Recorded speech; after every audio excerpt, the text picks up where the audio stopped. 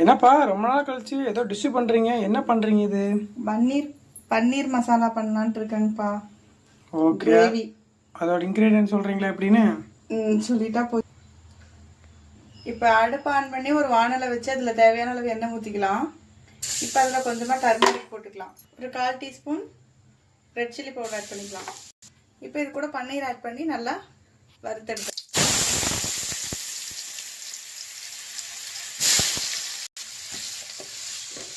Mix well. இப்போ இதை நல்லா மிக்ஸ் பண்ணிக்கலாம். இப்போ பன்னீர் நல்லா கோல்டன் ப்ரௌன் ஆகி நல்லா வறுபட்டு வந்துடுச்சு. இதை தனியாக எடுத்து வச்சிடலாம். இப்போ பன்னீரை நல்லா வறுத்துட்டு தனியாக எடுத்து வச்சாச்சு. அதுக்கப்புறம் அதுக்கு என்னென்ன இன்க்ரீடியன்ஸ் தேவையோ அதெல்லாம் போட்டு மசாலா ரெடி பண்ணலாம். பன்னீர் வறுத்த எண்ணெயிலேயே பட்டை கிராம்பு வகைகள் நம்ம ஆட் பண்ணிக்கலாம். ஒரு பெரிய சைஸ் வெங்காயத்தை பொடி பொடியாக நறுக்கி வச்சுருக்கோம், அதை ஆட் பண்ணிக்கலாம். சின்ன துண்டு இஞ்சி நறுக்கி வச்சுருக்கோம், அதை ஆட் பண்ணிக்கலாம். ஒரு 5 பல்லு பூண்டு ஆட் பண்ணிக்கலாம். அதுக்கு ஏற்றவாறு பச்சை மிளகாய் ஆட் பண்ணிக்கலாம். இப்போ அதெல்லாம் எண்ணெயில் நல்லா ஃப்ரை பண்ணி விட்டுக்கலாம். ஒரு 2 பெரிய சைஸ் தக்காளியை பொடியாக நறுக்கி வச்சுருக்கோம், இப்போ அதை ஆட் பண்ணிக்கலாம். ஒரு tablespoon garam masala add பண்ணிக்கலாம். ஒரு 1/2 tablespoon coriander powder add பண்ணிக்கலாம். ஒரு 1/2 tablespoon red chilli powder add பண்ணிக்கலாம்.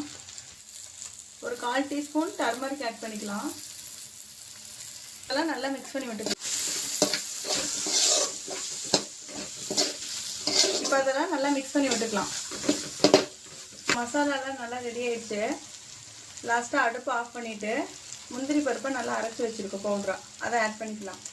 அது வந்துட்டு நல்லா கிரேவி ஸ்டேஜுக்கு நல்லா கெட்டியான கன்சிஸ்டன்சியில் நல்லா ஹோட்டல் ஸ்டைலில் இருக்கும், டேஸ்ட்டாக இருக்கும். இந்த மாதிரி ட்ரை பண்ணி பாருங்கள். இப்போ தேவையான அளவு சால்ட் ஆட் பண்ணிக்கலாம். கிரேவி அரைச்சி எடுத்துகிட்டு வந்தாச்சுப்பா, அதை நம்ம ஊற்றிடலாம். நிறையா அரைச்சி எடுத்துகிட்டு வந்தாச்சு. மசாலா நல்லா ஓரளவுக்கு கொதிச்சு வந்ததுக்கப்புறம் பன்னீர் ஆட் பண்ணிக்கலாம்.